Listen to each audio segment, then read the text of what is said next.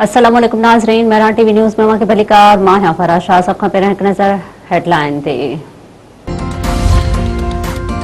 खिती अंदर चिकतान में घटिताई बावजूद हुकूमत अवाम मथां ॿीहर पेट्रोल पंप किराए छॾियो। पेट्रोल 13 रुपया 18 पैसा ऐं डीज़ल 13 रुपया 80 पैसा फी लीटर महांगो। पेट्रोल जो फी लीटर 310 रुपया 71 पैसा ऐं डीज़ल जो फी लीटर 323 रुपया 30 पैसा थी वियो। घासलेट 11 रुपया 19 पैसा फी लीटर महांगो। नई कीमत 242 रुपया 33 पैसा फी लीटर मुकर्रर। पेट्रोल ते लेवीअ में 9 रुपया 64 पैसा इजाफो। फी लीटर लेवी 80 रुपया थी वियो।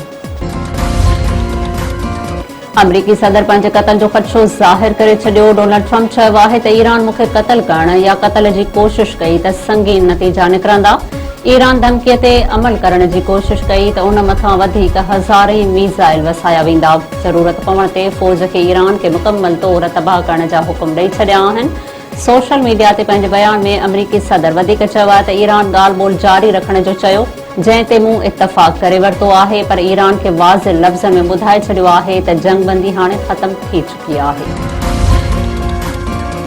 ईरानी पार्लियामेंट जे स्पीकर मोहम्मद बाकर कालिबाफ चयो आहे त तेहरान कॾहिं बि अमेरिका जे साम्हूं न झुकंदो। अमेरिका मफ़ाहमती याददाश्त खां पोइ ते हटियो त ईरान पंहिंजे दिफ़ा लाइ तयारु आहे। ईरानी स्पीकर अमरीकी सदर जे बयान ते रद्दअमल ॾींदे चयो आहे त पंहिंजे वतन जे दिफ़ा जूं तयारियूं कॾहिं बि न रोकींदासीं। जेकमाबाद वेझो नारी कारे इल्ज़ाम हेठि चाचे हथां गोलियूं हणी क़त्ल। ॻोठ वली मोहम्मद बहण में जवाबदार सदाम बहण पंहिंजे भाइटी रिहाना खे क़त्ल करे छॾियो। इत्तला ते पुलिस पहुची मक़तूला नारीअ जो लाश तहवील में वरितो। वाक़िए बाद जवाबदार फरार। पिरियालो भरिसां कलोड़ा धुरियुनि में ज़मीन जी मालिकियतां जहिड़ो हिकु ॼणो मारिजी वियो। ॻोठ ॿहिणो कलोड़ो जे धुरियुनि में हलंदड़ तकरार भड़की उथियो। हिक ॿिए मथां फायरिंग। गोलियूं लॻण करे रहीम बख़्श कलोड़ो मौक़े ते ई मारिजी वियो। राशिद कलोड़ो सख़्त ज़ख़्मी। ज़रियनि मूजिब धुरियुनि विच में 5 वेसा ज़मीन जी मालिकियतां तकरार हलंदड़ आहे।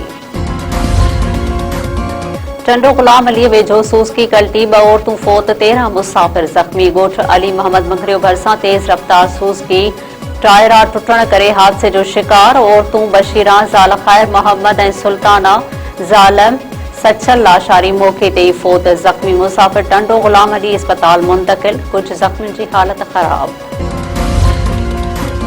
कंदकोट वेझो बीएस फीडर खे घारो, 7 एकड़ फसल मुतासिर।